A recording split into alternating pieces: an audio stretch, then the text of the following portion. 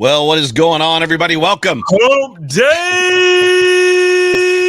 It is Hump Day, and he got in early on me. It is Hump Day. Welcome to the Hump Day Hotline. Ladies and gentlemen on the Buffalo Rumblings Vidcast Network, it is so good to have every single one of you joining us. My name is Joe Miller. I'm the co-host of this year's show alongside my good friend, Jay Spencer King. Jay Spencer King, how are you? What is going on, Joe? I'm having a good week. It's Hump Day, and that means we're halfway there, so I'm having a good week. It is, yeah. Anytime you're halfway home, it is absolutely 100% a good week. We are live, back in action. We're going to give you our defensive roster projections. Welcome to everybody. Humps for all. Welcome to everybody that is jumping into the comments section. It is so good to have you back with us. Actual football happened this past week. Actual football, well, sort of actual, is happening this week, 1 o'clock. In Chicago, if I'm not mistaken, and it's just good to be talking football again, right? Like having something to actually talk about. And I'm back in the studio, so I'm comfortable again. You're back in the studio, so no more. Even though we got to get the third down, we got to get that. But other than that, there's no more distractions of like boats going by that you want to go jump on or anything like that. No swimming for you in the lake. No, got you back and better than ever. I'm with it, man. Yeah, it's great to be comfortable, but the view is not as good. Like my basement wall is not as good as as the view at the lake. Much rather be on the lake than in my basement, but it is still beautiful here in Western New York. How's the weather there? Can you still cook an egg on the hood of your car? I absolutely can. I think today was like 112, so it's still there. Look, dude, 112 is an improvement. It was 121 like a week or two ago, was it not? You're right, and I think it's gonna go. But it's only like that. There's a storm that developed in the Pacific, so like a tropical storm. So I think we're gonna get some rain in the next couple of days. So that's gonna cool it down a bit. But then we're still up. You know, we're gonna be like this until like mid-September. So I'm just, I'm okay. It's gonna cool it down for about 10 minutes. Right? If that. If that, that's great. That's super fantastic. So, but yeah, ladies and gentlemen, welcome to the show. It's so good to have you. As I said, Jay Spencer King and I are live. We are recording a podcast. However, if you would like to jump in and super chat us, please feel free. But you have to do that from the YouTube platform. So if you're watching us on Facebook, which I'm getting an error from my Facebook page as well as Rumbling's Facebook page, so I don't think we're live on either of those platforms. If you're watching us on Twitter, please jump over to YouTube, engage with us over there. But welcome, Dave Reed. Welcome, B. It's good to see you, Richard Rush, Daryl, and Matt Byam. It's so good to see all of you guys. Anybody else that's in the room, if you want to jump in the comment section, Triggs just did, and say hello. That would be great. But let's start the show by closing out our thoughts, your thoughts, my thoughts. And I've had a couple shows and you've had a couple shows just on the preseason game that was against the Indianapolis Colts. What stuck out to you? First thing that stuck out to me, I kind of just want to gloat for a second because I had people yelling at me when the Buffalo Bills invited Andy Isabella to come in to work out. They invited him to Buffalo to work out, and I'm like, I tweeted, like my fingers were going. I'm like, I hope this guy signs. Like, I hope it'd be perfect for Josh because his speed fits perfectly with Josh's arm, and it's everything that we need. It's exactly what we've been missing outside of Diggs on the outside, and this is perfect. And I got thrashed. What do you mean? This guy's terrible. Did you see him in Arizona? He sucks. And now after the game, everybody's like, oh, did you see that kid, Andy Isabella? That dude is special. I hope he makes it. Now he's the sleeper. He's this year's Duke Williams and all this stuff. I just want to pat myself one time. Did you see him with the Arizona Cardinals? You're like, I had season tickets. Yes. I was here. I saw him. Absolutely, I saw him. 100% saw him. I talked about him off the cuff on my show. I just kind of put a quick note into my outline just about him because He looked impressive to me in my rewatch or in my watch back. And what's interesting about my watch back and me talking about it is I felt a little, the word is not awkward, the word is not guilty. I felt a little like when I was like, he looks like Cole Beasley to me. He has a little bit of that Cole Beasley kind of like lateral. I can find a soft spot in the zone and make a guy miss. Feel to him. Right, he's faster, he's younger, but he just his. And then I saw like 4 other people say it that I respect say it on Twitter, and I was like, oh, I probably should have just leaned into that a little bit more. Just went with it, right? But now it seems like people are talking about is he about to be the next Camp God, right? So is he going to be the next Duke Williams? Is he going to be the next Lionel Gates? Is he going to be the next guy that everybody's like, oh my Christian? His name just escaped my brain. The running back from Europe. What are you asking me? What's his last name? The running back from Europe that was the I can see Christian Wade. Christian Wade, yeah. That what you said. I'm like, I see him. Same. I'm like, why am I? All I could think was Benford, and I'm like, it's not that guy. Triggs 44 says that Cliff Kingsbury did not know how to use Isabella. Do you think that's true from what you watched? I do. Well, I think I just think Cliff wasn't or isn't an NFL offensive mind. I think what he did in college was amazing, and I think he, in college that works. Once you get to the NFL and you're trying to do the same things with Kyler Murray that you were doing in college, it's not gonna fly. So I think that's a great statement. And then go ahead. No, you're going there because you're teeing it up. So go ahead. Well, so shout out to T. Estelle from Built in Buffalo. Love T. She wants to know, so if Isabella makes the roster, then who's off? And this is kind of where we left off last week, because we were talking about on our end who we think makes the team and who doesn't. Offense, it was a little bit easy last week. Defense, I think this is going to be where the conversation gets tough. But last week we had the conversation, and I threw out there, I'm like, hey, I still don't know. I don't know what I've seen. I just don't feel like getting yelled at again right now. That's why I'm hesitant to say it. But I don't know what Khalil Shakir has done to show me that he's a lock on this roster. Sarah in the comments mentioned Quentin Morris. I think he could potentially be one as well. So Andy Isabella is a problem as it pertains to the offensive roster, especially if he stacks games in the preseason the way that he has. Especially if he is a guy that would be considered an easy pickup for another team if the Bills cut him, which basically means that, he's not a guy you can slip to the practice squad. What I discovered, and you probably did too, building your defensive roster projections, is there's going to be an odd man out or two, especially when Von Miller returns. So who is that going to be? So I literally have on here, I literally changed it. I put Andy Isabella with 3 question marks on my offensive roster projection from the last time you and I talked, because somebody, if he sticks, somebody's got to go. And what's interesting is there was chatter this week about Justin Shorter not having a catch, but I don't think that means anything at all. If he didn't get targeted, so what? I don't think it was a knock on Justin Shorter. Oh, Justin Shorter might be in trouble. He didn't even have a catch. It's like, yeah. I'm not sure. No, that doesn't mean anything to me at all. Like I'm Shorter's on this roster. I don't think that this season there's a way that he doesn't make this team. Now, if this was a couple years ago, now I would have said the same thing about Khalil Shakir. Yeah. But I just don't. I don't think that he's done anything that with his draft position plus what we've seen. I don't think that he's done anything to say he's a lock. I would think he would be the man on the outside looking in. And if we're gonna messy up our roster projection for the offense even more, I mean, Latavius Murray is making a case to be on this football team.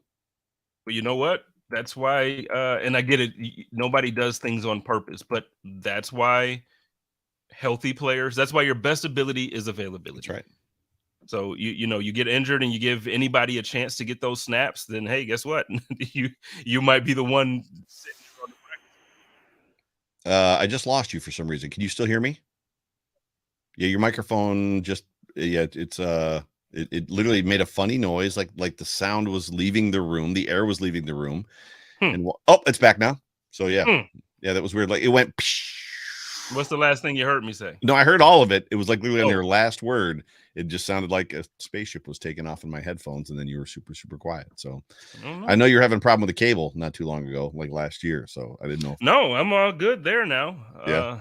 But who knows? Technology. Technology, man. I don't even fight it anymore. I just say, okay. I used to get mad. So those all of you listening and watching won't know this because obviously what you see is what you see when we're live. But like early on, like when my technology sucked, there would be plenty of times when Joe had to like woosah me before the show. Like he's like, okay, so it's okay. Just calm down, man. Go get some water. We can start a couple minutes late. It's okay. Like my equipment was horrible. That's funny. That's funny. So for me, the takeaways from that game, there wasn't a lot. I mean, as preseason games go, I said to John Fina, it was one. It was clear that there was a plan in place for why Osiris Torrance started. Ryan Bates was coming in to spell Mitch Morse. You heard good things from Ed Oliver in his presser, I think either today or yesterday, about Osiris Torrance, that, he basically said he doesn't look like a rookie. He's already kind of playing, not like a seasoned vet, but like he at least has been in the NFL, kind of knows what he's doing, which means that he has, more room to grow, but he's not lost out there. CB2, I was not surprised to see Dane Jackson start. I will say, I don't want Dane Jackson to be the starter when the season starts. So Richardson sidearming a ball around a defender and throwing it right to Dane Jackson. So he basically first pass or second pass of the game, he gets an interception. Kind of, it just was. What down was it that the interception was thrown on? It was, I don't remember what down it was, but it was the first series. It was third down, Joe. It was third down. That might have been what you were doing and what I heard. No, I had that preloaded. I don't know what happened there, but it was third down when Dane Jackson got that interception off of Casey's future GOAT. Apparently, me and Casey from the Mafia Cast have a bet. He thinks Anthony Richardson is like the next coming of Josh Allen, and I'm like, you are on drugs. So that's what I told him.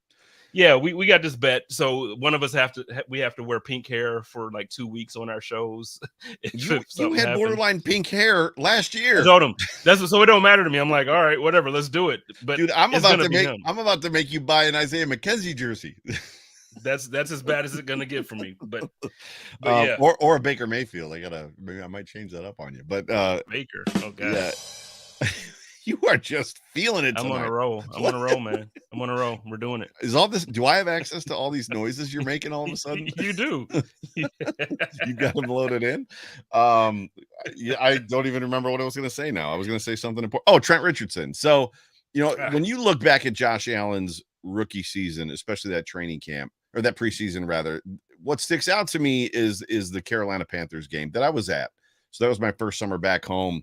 The crowd had wildly left. There was barely anybody left in the game. And Allen was trying to make a comeback, and the crowd got back into the game. Like there was like hardly anybody there, and they were loud. And Allen throws that dart. Do you remember that ball? That it was to the kid that's in Ray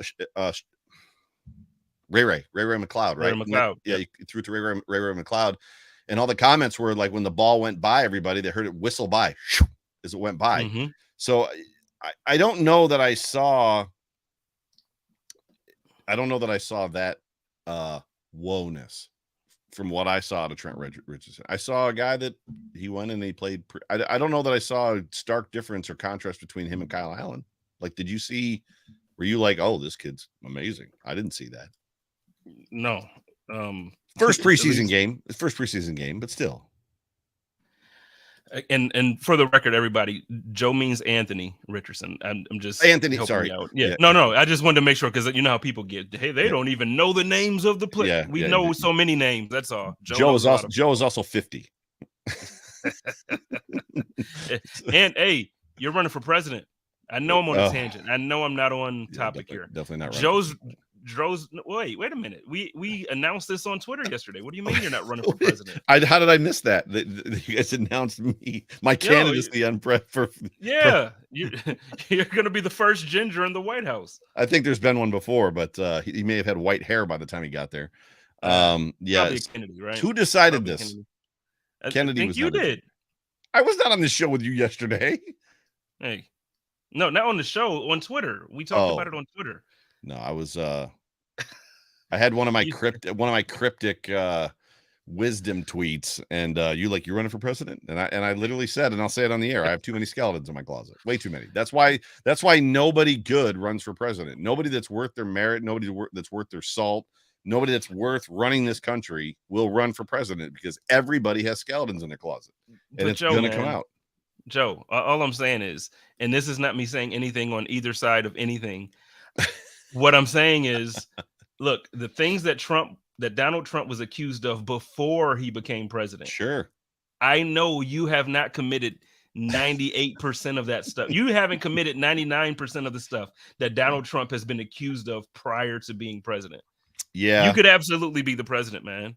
$50,000 as somebody would accuse me, because that's what they get paid to do. You got to bring the guy down, Hey, right? So I get accused by. Never mind. Go ahead. Never mind.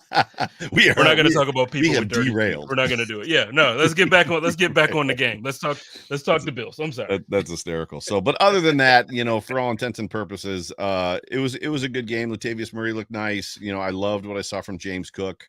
The voice is a Russian agent. That's funny. Wait, can we stay there for a second with James Cook? Oh, I thought you want to stay in the Russian agent. No, I mean, we can definitely talk that too, because I do have this vibe that you're like a double agent. I feel like we'll get there. But James Cook, really, one of the things that I watched the game a couple times, and when I watched back, the things that I looked at, because he only had a few snaps, he didn't, it was a very limited amount of time, but he's hitting the line, or he's hitting the hole with like. He's decisive and explosive. Yep. There's so like the biggest difference from and it's only preseason game 1, so I can't I can't say like, well, this is how different he is from last year. It's just one sample size. But last year, one of the things about James Cook early on is that I felt like he just wasn't as decisive. Right. He's always had the speed. We know as soon as he hits a hole, he's gone. Now it seems like he's making that decision before he actually. It's like once Josh or whoever puts the ball in his stomach, the decision's made and he's gone. Yep. I love it. I love it, man. And I hope the Buffalo Bills use him to like properly this year. Because if this is how he's running, he's going to he could be the best running back in this division if they use him that way. Yeah, I just don't think we're going to hand it off that much. After this show is Line to Gain with Sarah Larson, who's in the comment section, and Jerry Ostrowski. And Jerry has made several statements this year. Sarah can attest to it, and so can you. And he has also texted me on the side that Josh has not gotten enough of the blame last year for effectively how the offense looked. We want to put the blame in a lot of different places. For me, James Cook's 2023 largely depends on, as does Dalton Kincaid, and I said this on my show on Sunday, if Josh Allen comes out and commits to throwing the ball to Dalton Kincaid and taking the underneath stuff and the stuff that's there, like he did in the first 5 games of last year, like he did in 2021 or whatever, like he came out and did in the COVID year, where he was just abusing defenses because they were leaving guys wide open all over the field instead of looking 30 yards downfield like he was doing in 18 and 19, I think James Cook and Dalton Kincaid can both have a phenomenal year. But if he comes out this season and is constantly looking to get it all in one play, the Gabe Davis Pittsburgh game, I did it twice in one game. I can do it twice in every game. No, Josh, you can't, right? I did it against the Patriots. I can do it in every game. No, Josh, you can't. You just can't do that. I think that James Cook could have a phenomenal year this year, especially if, he starts hitting checkdowns. If Josh starts hitting checkdowns, I think all the opportunity and all the ability is there. I think it's going to be 100%, 90% on Josh's shoulders. Well, I think it's always on the quarterback's shoulders anyway. Yeah. But one thing that I'm, and I think you're saying the same thing at this point, I just don't want it to be the way it was last season. Like, I know we have Stephon Diggs and he's a super dominant, just amazing player.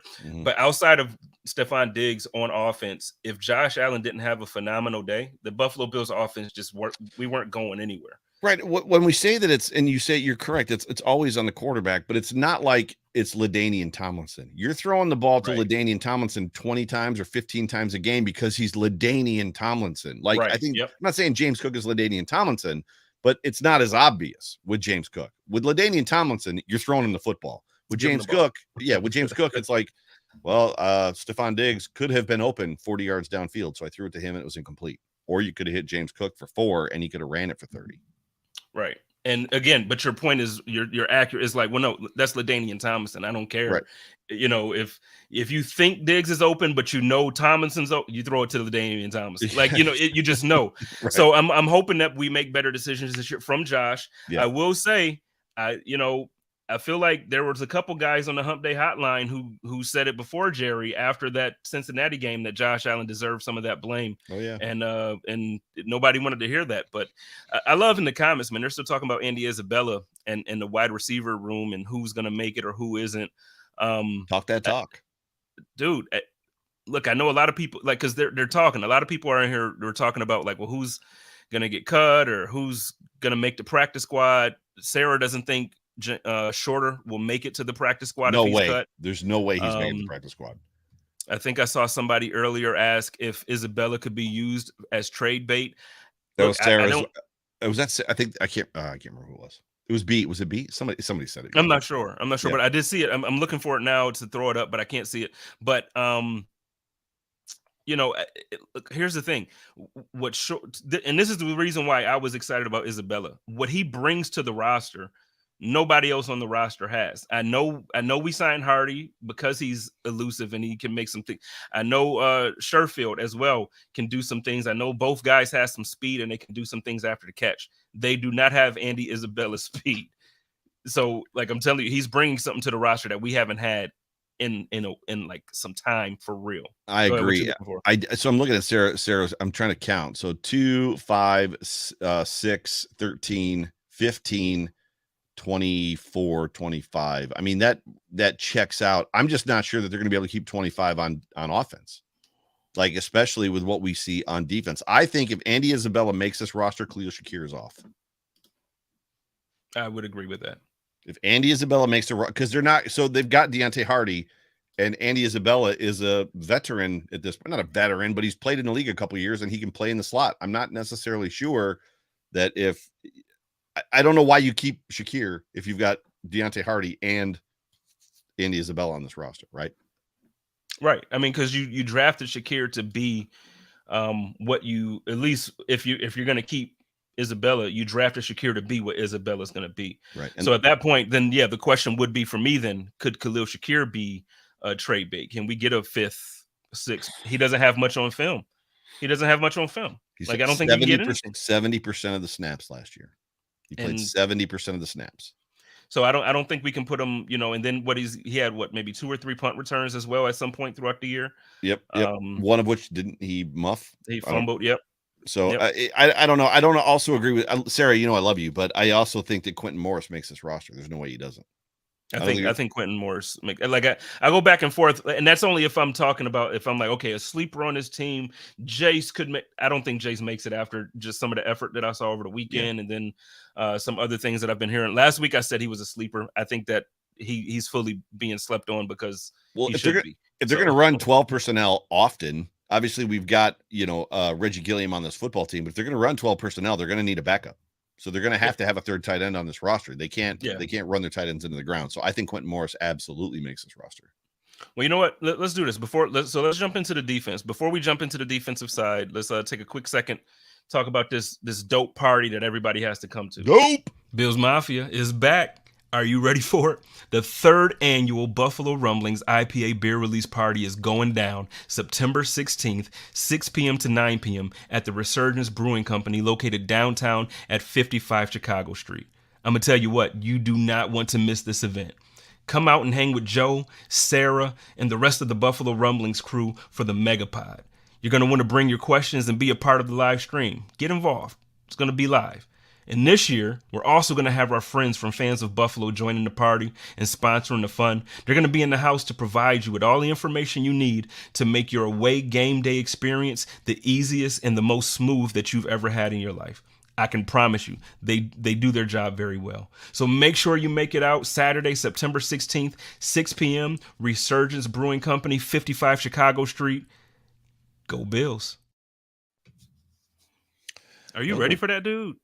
I am. I have what's the word? I got a little bit of a shudder when I was rethinking last year and all the technical difficulties I had trying to get it to go live from the do you remember, like up to the minute I was on like your laptop, my laptop, like 4 laptops trying to get everything to work. I don't think we're gonna go live. Like we'll be live, obviously there, but I don't think we're gonna go live. I think we'll record it and then just upload it. If you're there, then you get to experience it. If not, then you're just gonna be out of luck Saturday night before the game. But but come on out and hang with us. It's gonna be fun.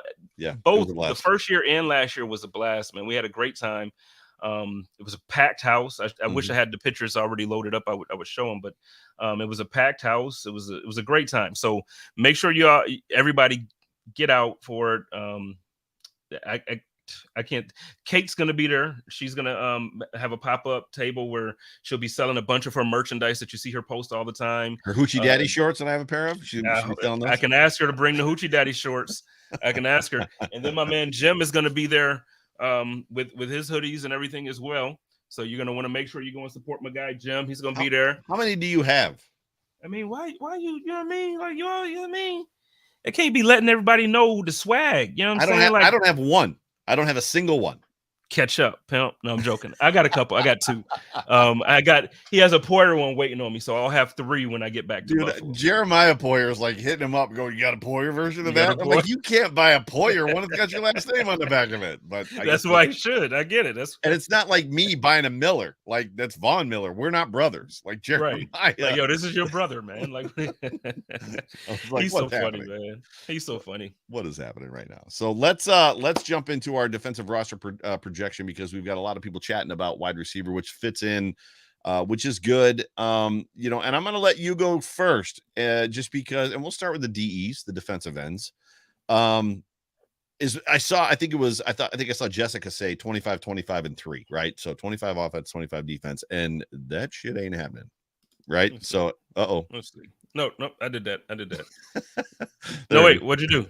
Oh, I wanted to try to throw the one overlay, so half of it, but whatever. It is what it is. I can pull it up. I've got it. I think I've got it. No, you know what I'm saying, but do your thing. I was more so saying because it looks awful with it being split like this, where you can see us. Gotcha. Yeah, that's all. But okay. So defensively, edge. So you know what? This is where I want to start, because we got Greg Rousseau, Von Miller, Leonard Floyd, AJ Epinesa, Boogie Basham, Shaq Lawson, Kingsley Jonathan, Shane Ray, Cameron Klein, and I think that should be all right. DJ Dale considered edge? I don't think so. I think he's. You're just asking who is on the current depth chart? Yeah. Yes, I think you're correct. Okay, so who are you? Because for me, obviously Greg Rousseau makes this roster. Leonard Floyd. Don't be like trying to cheat off of me. Don't cheat code me. I'm not cheating. I'm not cheating. I'm with it. I'm saying, so Greg Rousseau makes it. Leonard Floyd makes it. Von Miller makes it. He's on PUP, so he doesn't count right now. Okay. So I got 3. Greg Rousseau, Leonard Floyd, AJ Epinesa is where I'm now. On the code of conduct yesterday, Matt Perino said that he thinks Shaq Lawson might be that guy that's kind of outside looking in. Now, this was the part that it makes perfect sense. I get it. But maybe I overvalue Shaq. Maybe I love him so much that I just overvalue him. And I don't know. But how do you view, when we're talking about this, how are you looking at it when you're talking about somebody like Shaq Lawson being the guy that's on the outside looking in? So I've got 4. I got the Bills keeping 4. And literally this is where it gets sticky. And this is where it gets hairy, because, it seems nice to be like 25 and 25. And when we did offense, it was like, this was easy. There's obvious guys. There's no Tywan Jones, right? There's no guys on this offense. There's no Isaiah Hodgins that I'm rooting for and like potentially could make this roster that are going to find their way to the practice squad potentially, yada yada, because it's like stacked. And that's another thing too. People that are like, the Bills are going to keep 7 wide receivers. Well, you haven't looked at the defensive roster, especially the D line. If you think the Bills are keeping 7 wide receivers, especially when the Bills have not kept 7 wide receivers before, they've only kept 6. The D backs and the defensive backs So all that to set up my defensive line. I've got them keeping 4 D ends, and with Vaughn in parentheses. So I've got Vaughn in parentheses, which basically means that he doesn't count. So when Vaughn comes back, somebody's getting bounced. Now they may keep 5 when Vaughn comes back. Groot is making this team. Floyd is making this team. I think AJ Epinesa is making this team. And then it turns into Boogie Basham versus Shaq Lawson. And that's where it gets sticky right up front. Because let's be honest, Lawson, first-round draft pick out of Clemson, drafted by Rex Ryan for a 3-4 defense, played well, like started to show up, is probably the best run defensive end, like run defender from a defensive end from the end position that we have on this football team, Lawson. However, when he went to the Jets, when he went to Miami, he basically almost fell out of the league because he couldn't play. However, there's something about being here that just works for him. So he's a good football player, but he's also got some years. Boogie, if what they're saying is true, I don't know if you heard Ed Oliver's comments about Boogie, that he, it's his third year. He's starting to feel it. He's starting to understand it. His body didn't change between these last 2 years. He had a couple sacks, I think, today in practice. Like, Boogie might be starting to get it. The light might be starting to come on. So there's a possibility that Boogie Basham, as much as we've heard a lot of people chat prior to training camp this year, that Boogie's the odd man out. Boogie might make this football team, which means that Lawson's the odd man out. Or are they keeping 5? See, okay. And so I asked a question a couple minutes ago. I said, maybe I'm overvaluing Shaq Lawson. Like, how do you value him? Because for me, I get it. We're hearing that Boogie Basham, second-round draft pick, is starting to get it after 2 years of not getting it. We're hearing that AJ Epinesa is going to have a career year after hearing that he's going to have a career year for 3 years in a row. Sure. And it hasn't happened. So for me, I'm like, I get it. What we're talking about, like potential. I want to keep the guys that I know are going to perform. And at this point, for me, Boogie Basham and AJ Epinesa should be the ones on the outside looking in. To me, I have film on Shaq Lawson in a Buffalo Bills uniform last season being a dog. Like, when Shaq Lawson is in, he brings the energy to the defensive line that they don't have unless he's in. I don't care if Von is in. Von brings a performance. But sure, Shaq Lawson brings an energy to that defensive line that they do not have unless he's on this team. Agreed. I want Shaq Lawson on this team. I can't believe that he would be on the outside looking. Jessica Tennis says, in my opinion, 5 defensive ends, 5 defensive tackles. They've kept 9 on the D-line the last couple of years. This would be 10. If they keep 10, there's no way they're keeping 7 wide receivers. They might not keep 6 wide receivers. Well, they'll be able to keep 10 right now because of Von being on PUP. He's not going to start. He's not. Von won't be available. You can get 10 without Von. You absolutely could. You absolutely could. We haven't talked about Eli Ankou. He's not on your list. He ain't making this football team, right? No. I mean, and Eli Ankou has played good downs. He's played for the team. Yeah. Right. I mean, what is it? Kingsley Jonathan? Isn't he effectively an end or something like that? Like, he's not a linebacker, correct? Where's he at on this list? He's an edge rusher, right? Kingsley Jonathan played good. He was the freaking man in that Chicago Bears game last year. Like, that kid can play football. And Shane Ray he's a long shot, but obviously there was some excitement for the signing of him and the possibility. Like, you could easily keep 10 defensive linemen even without Von Miller, easily. You may have hit on it.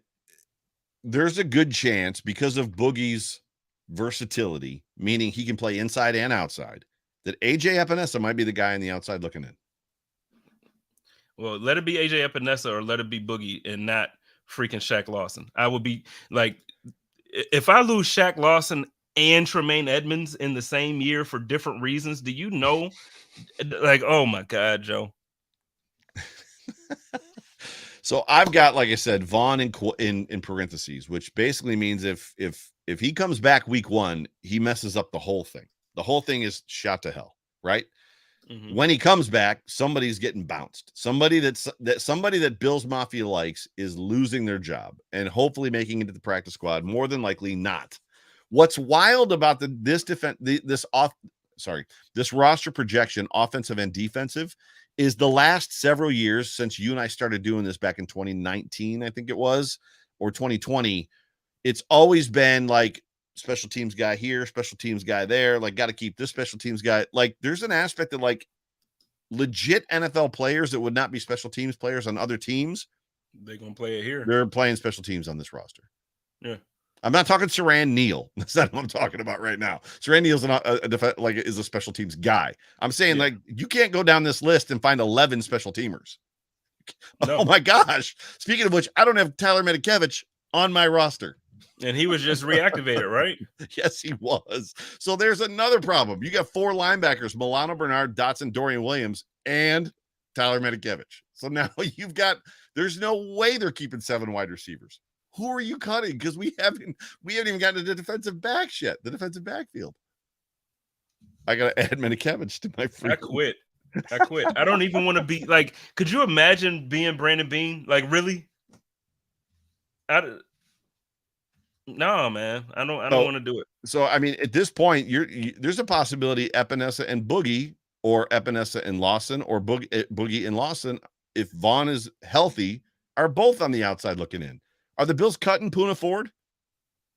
I can't see it. Because let's just jump to defensive tackle. Oliver Phillips, Daquan Jones, Tim Settle. Are the Bills cutting Poona Ford? They can't. They can't. Does Damar Hamlin make this football team? Is Cam Lewis out? Cam Lewis is listed at 3 positions. Is he not on this football team? And he's a special teamer. See, my thing, but the real question is the first one you brought up there. Is Damar Hamlin on this team? I love everything about Damar and everything that he brings and everything that we've seen. But again, I've been saying this since the injury. Before that tragic event happened, nobody was like, "Yup, we straight," because we got Damar Hamlin in the backfield, in the defensive. Sure. So it's like, okay, this is a question. Now, granted, if he plays 1 snap during the NFL season, he has comeback player of the year basically in the bag. Yeah. He has it in a bag. You can't cut him, though. So, because of that, the Bills can't cut him. For me, the greatest sign that I got about Damar Hamlin was that they didn't showcase him. They didn't put him out there for 2 snaps to get him on the field, to show the world that Damar Hamlin, look, like Good Morning Football, and look who's trotting out on the field. It's Damar Hamlin, and he plays 2 snaps, doesn't touch anybody, gets up. Like, the dude was headhunting people. Like, and by that I mean, like, he was like leaning forward trying to tackle big dudes. Like, he was playing football. So I got a lot of hope that Damar Hamlin makes this football team, but he won't get cut. We're at the point now where, like, as much as I said at the beginning, how does Latavius Murray not make this football team? Guess what? Latavius Murray might not make this football team. The Bills might go into the season with 2 running backs. They might go into the season with 22 or 23 offensive players and 27. But again, like, do you want to be Brandon Beane for this? Like, we're doing this for fun and we're stressing. I just can't. I can't imagine. I think, like you said, Poona Ford, but the balance comes in that special teams piece, because we had special teamers, Kumaro and Taiwan Jones, who were on offense last year. Kumaro and Taiwan Jones didn't play offense; they played special teams. So if you remove them, we're now at 23, right? So those 23 go to the defensive side of the football, 27. Man. So, anyways, jump from defensive end to defensive tackle. I've got Oliver Phillips, Daquan Jones, Tim Settle, Poona Ford. 5. So I've got 9. Them keeping 9, possibly 10 defensive linemen. I'm gonna agree. No, that's the first time you've ever agreed with me on this shit. No, I'm kidding. No, last week too. It was the same way with offense. I just can't fight it, but it's bugging me, because I'm agreeing with what you're saying. I'm just struggling with the idea of they're gonna cut. Like, so one of the 9 or 10 guys that we just named, one of those guys probably won't be on the team. When Vaughn comes back, one of them is definitely not right. So that's what I'm saying. Like, we just went through the whole. So Groot, Boogie, Leonard Floyd, AJ Epinesa, Shaq Lawson, Ed Oliver, Daquan Jones, Jordan Phillips, Poona Ford, Tim Settle. One of those guys or 2 of those guys will not be a member of the Buffalo Bills this year. All of those defensive tackles make this football team. So now it's literally down to Epinesa, Basham, and Lawson. And you just said, don't take Lawson away from me. So the 2 odd men out are Epinesa and Basham. Let's go to defensive backs. I can't keep stressing on this line. I can't do it. It's a good problem to have. It doesn't get any better as we slide to linebacker, not defensive backs, but Milano, Bernard, Dotson, Dorian Williams, Matakevich. It's obvious, right? Linebacker is obvious. And then I'm going to say, is that too many? 5. No, it's not too many, because 2 of those guys, if not 3, Dotson, Matakevich, Dorian Williams, are playing special teams. They're keeping 5 linebackers. Williams, obviously Milano is being kept. Obviously, it's just I don't know, man, because you can't. In a way, you can't see them cutting Spectre. You can't see them cutting. They're going to cut Spectre. They're going to cut him and put him on the practice squad. They're going to Isaiah Hodgins, Balin Spectre, and then he's going to go to another team because that kid can play football, and he's going to end up as a starter someplace else. My man PJ says it's a business. He says it's too personal for you, Spence. It's really, honestly, I'm not even being personal here. This isn't emotion. This isn't emotion. This is looking at this roster saying like, yo, we really have a deep defensive line. We have a deep defensive back room. I'm not as impressed with the linebacker room, but edge, tackle, and defensive backs, it's insane. And then you look at that offensive line, you look at the wide receiver room, you look at like you're finding ways to keep people on this roster. It's going to be some of those roster gymnastics, like when they a couple years ago, like when they cut Andre Roberts and then he waited in the parking lot and they brought him back into Reed Ferguson. We're gonna see some of that happening, man, because there's no way that we're gonna be able to keep everybody, activate some people to certain. The only way that happens is if somebody gets hurt. You can't put somebody on IR that's not hurt. So like the reason that you do the parking lot thing, hang out in the parking lot, is like we're gonna keep X player who's injured and then put him on IR and then sign Reed Ferguson again back to the roster. Well, no, I ain't praying for no injuries, but I mean, we're at the point now where Brandon Beane's probably praying somebody get hurt. Like make dude, this just easy. Be out for 3 weeks from me, man. Get out, be out for 3 weeks. Make this easy for me. Like, man, somebody make this easy, because we're at the point, especially with roster cuts down, one cut August 29th or 28th or whatever it is. There's some of these guys you want to see for 6 weeks or 8 weeks to find out if they're going to be what you want them to be. Shout out to the big dog over at Buffalo Rumbles. My man Matt Byam says NFL needs to change roster sizes. No reason at this point with the revenue they're making. I mean, I'm always for saying instead of 53, let's have, 56, 50, like have a couple more. The competitive balance is the 53. The 53, it's not 53, it's 48. Well, right. But I'm saying in general, 53 to me is not enough. It's just not enough. But what the NFL has done is they've done the practice squad thing, right? So they've changed that rule. The COVID practice squad rule is going to stick forever. It's not going away. So they effectively have whatever it is, 16 more guys on their team. But it's not, because you still have to go into the game on game day with the amount of guys that you have. So what I'm saying is the 48's the number. Right. But I'm just saying that now, obviously we could talk about the 49ers game. That was a one-off where that happens, where both your starting quarterbacks get injured and you don't have anybody to go in. But I'm sure there have been games when, you dress with 2 running backs and you don't have a third. You dress with 5 wide receivers and you end up with 1 at the end of the game. So I'm saying it happens more than the quarterback position. It happens with other rooms where you go into a game with. We've seen, how many times have you seen it where cornerbacks, you have cornerbacks come into the game, you have 3 active, and then all of a sudden you're down to 1 and you got a safety or a wide. We had McKenzie playing wide receiver or cornerback one time. 3 years. No, it was 19.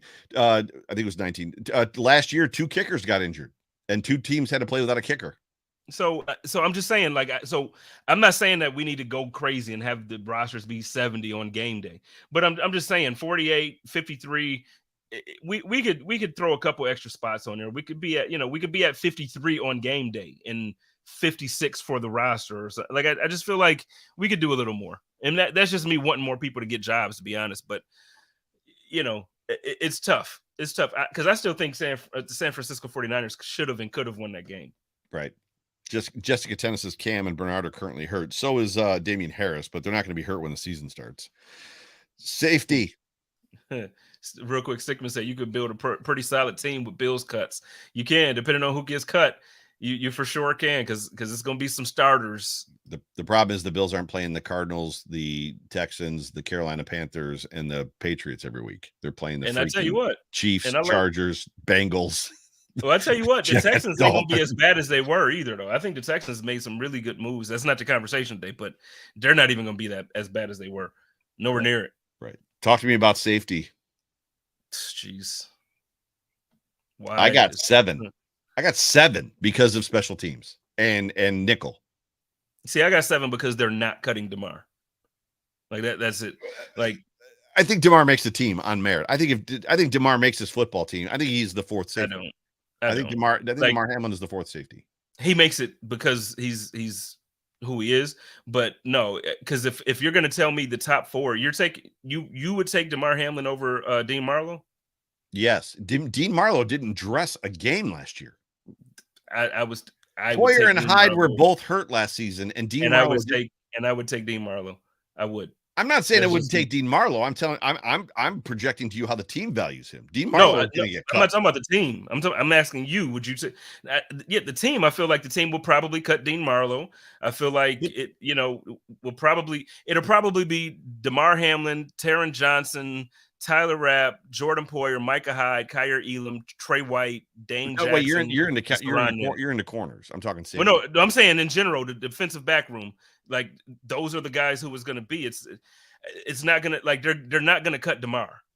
I don't No, think DeMar is good enough to be. That's what I'm. The point I'm making is I don't think he's good enough to really be the guy that makes this roster. I didn't think he was good enough last year before everything happened. We just stopped being honest about him because of what happened. So now I'm the bad guy. He was better than Jaquan Johnson.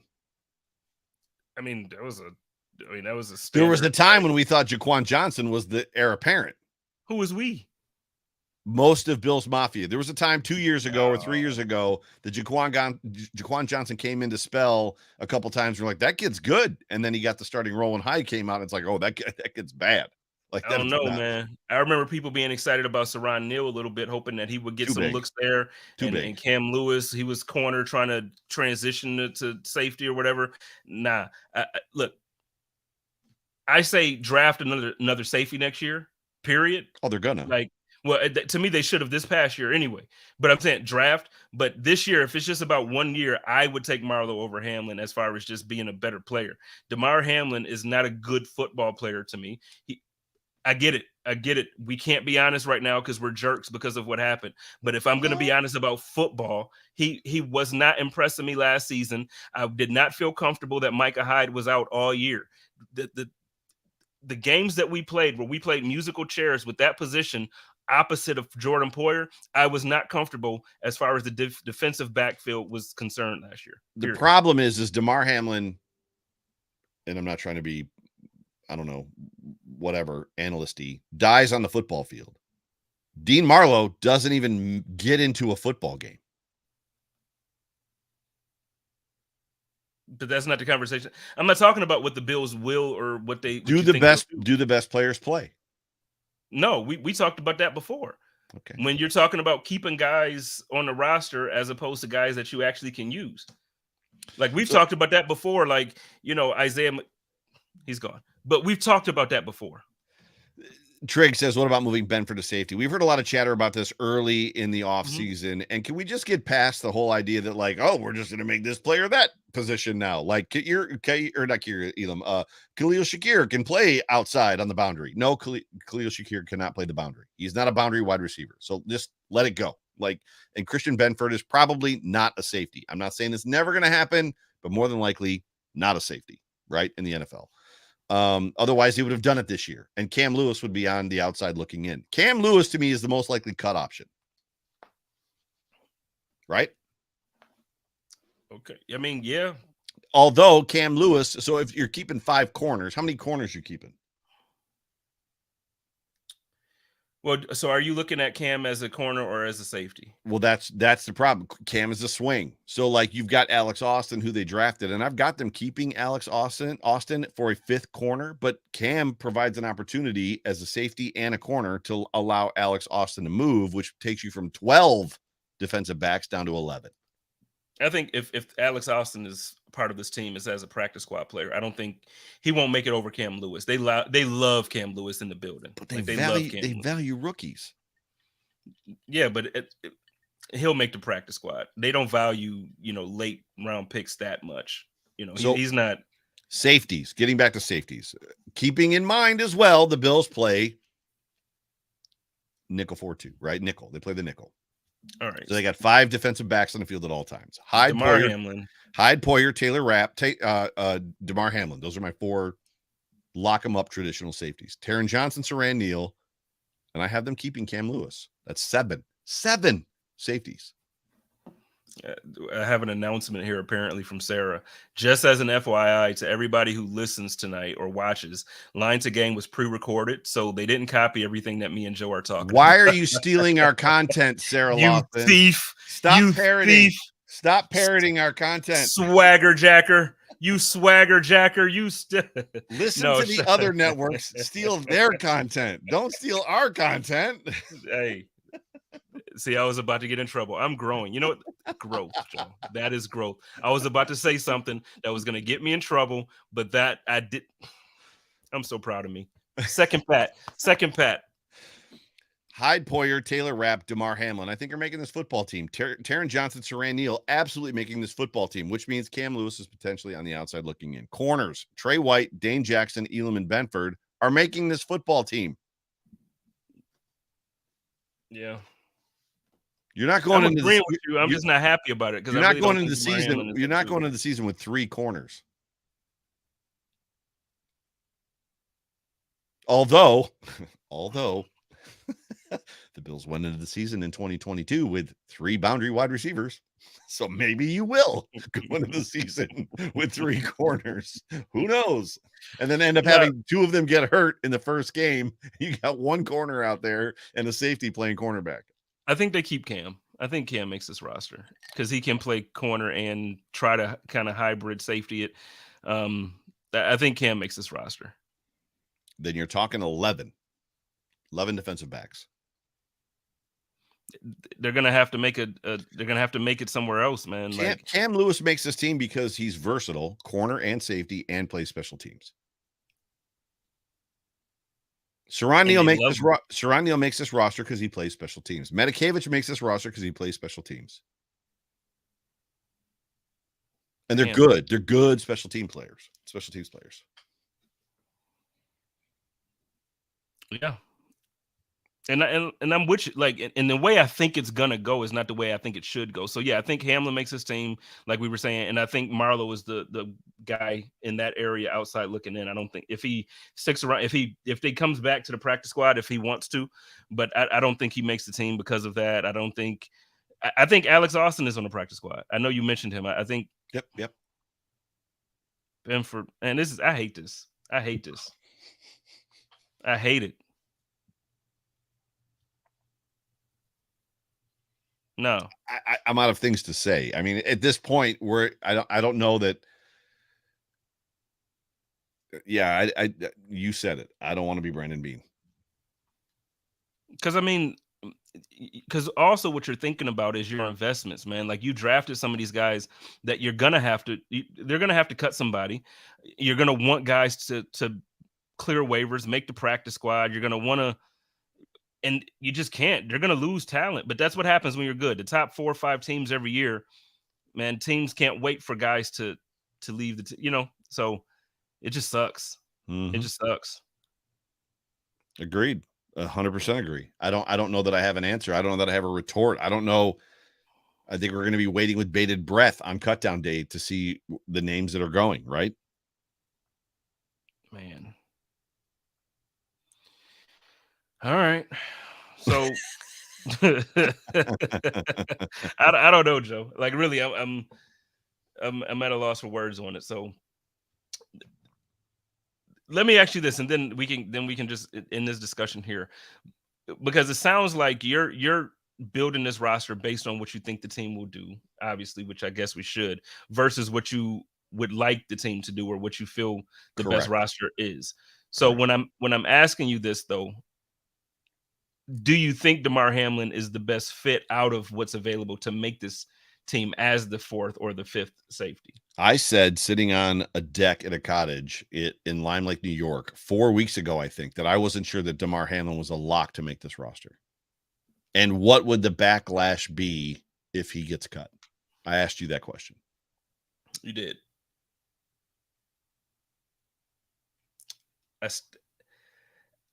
They can't cut him. So that's why he makes. Well, they could. They couldn't cut him. Joe, could you imagine so the NFL community dragged the Cleveland Browns, as they should have, for all this Deshaun Watson stuff and how they supported him through that stuff like that, and they dragged the franchise. A football player literally died on national TV in front of the world.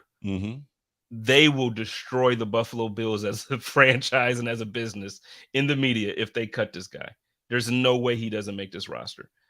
And let me clarify too, because he's not Baker Mayfield of defense. When I'm saying he's not that great, I don't want to make it seem like I think he's horrible. Last year, I was happy that he was on this roster until Micah Hyde went down. So to me, he was good for depth. He's good to sit behind Jordan and Micah and learn. So hopefully the next season he could have been a better player. But for him to have to be the starter last year during big games when Micah was out, I was not satisfied with that. There was nothing about that made me happy. So I'm not dragging him where I'm saying he's terrible. But what I'm saying is, when you're looking at this roster on defense, he doesn't match with what we have, man. We got a solid. Come on, man. Let's be honest. No comment. That's fine.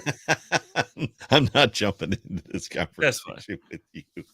Sarah says they dragged us through the mud for not cutting Punt God, and then it turns out she made it all up. Well, yeah. You regret reading that one, don't you? Do we want to open that can of worms? Well, the show is about to end, so we can, I guess. We only got 3 minutes left. So I guess I could say, I still think overall the Buffalo Bills did the right thing by cutting him. They had to. I think they had to, but I also think that he publicly came out. Now, cancel me, whatever. The season's about to start. I don't care. He publicly came out and admitted at some point, I forget which platform it was on and how he did it. He testified under oath. Not under oath, when he gave his deposition, he testified that he had consensual sex with her and then told her to get checked for STDs, which means he had an STD. And you had an STD. Now, the STD part, I'm not judging. People have STDs. I get it. But the part that trips me out about that is that he admitted to sleeping with an underage person.